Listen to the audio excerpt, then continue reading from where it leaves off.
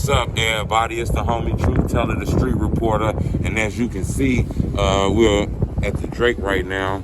We was able to do our interviews and work real hard at the Drake today. A lot of people don't know we always choose different areas so the ops don't catch us. No, I'm just saying, you know, we like to be safe with the artists and shit like that. But enough of that, we on our way home, so we're not gonna be here when the video drop. A lot of people was asking me about King Von and FBG Duck, and I want to tell you guys something. I think their whole situation is the saddest of all situations because that shit reignited the war. Remember, when JoJo went through that deal that he went through, that shit kind of split the city up. But niggas didn't know it, right? Because little do you know, the city was getting kind of better. I mean, the killings didn't really slow up, but it was getting old. It was getting over with. When King Von got out of jail, he reignited the war. As you can see, we downtown. Cameraman, let me get some of that. So you can see exactly where we at. Let me see some of them flags up there. It's pretty dope, man. This hotel got a lot of famous shit in it, man. A lot of movies, a lot of things that been shot at this hotel right here. But like I was saying, you know, King Von and Duck, they beef kind of opened back up.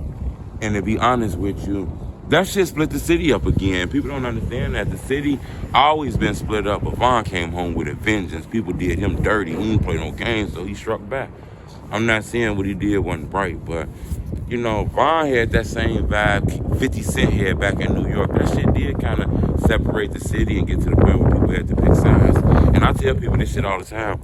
King Von and FBG Duck are like brothers from another mother, like brothers from another father who just don't like each other. Think about it. They both from like the same neighborhood, even though I think Von from like Killerwood, but they both from the same neighborhoods, basically, right around the corner from each other. They both came from different hoods and established themselves in other hoods. They both grew up with problems that went on with their father. Von father, Pez, Duck father went to prison. They both was leaders.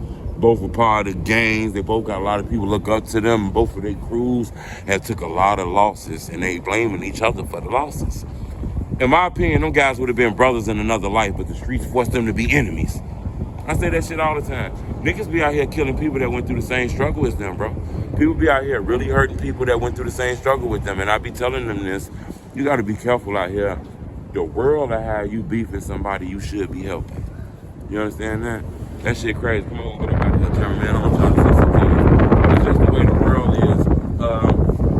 I wanted to speak on that because I got something I want to share with y'all. A lot of people always ask me about Dooski the Man. A lot of people ask me about Wooski. Wooski got shot at a funeral of a rapper named Dooski the Man. You know, Ruger actually spoke on that funeral, I believe, on like Cam Capone. Other people didn't really want to speak on that. I had an opportunity to interview somebody in this hotel right here that I thought was dope. A female by the name of K Money. She an upcoming Chicago rapper. She a female. She don't got a lot of followers and shit, but she dope as hell. I heard her music. I thought it was dope.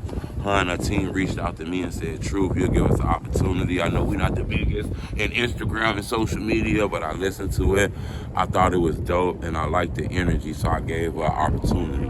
When I interviewed her, come find out she actually sung at Dooski the Man funeral. She was inside the funeral when a lot of that shit happened. So we sat down and chopped it up. I think this is going to be a dope interview. It's kind of cold. We're going to get up out of here. So subscribe to my YouTube channel. Keep the donations to yourself. It's hard out here. You ain't got no time to be giving me your donations. You feel me? You want to look out for me, you hit that like button. Bing. When you do that and you hit that like button like bing, it make my video.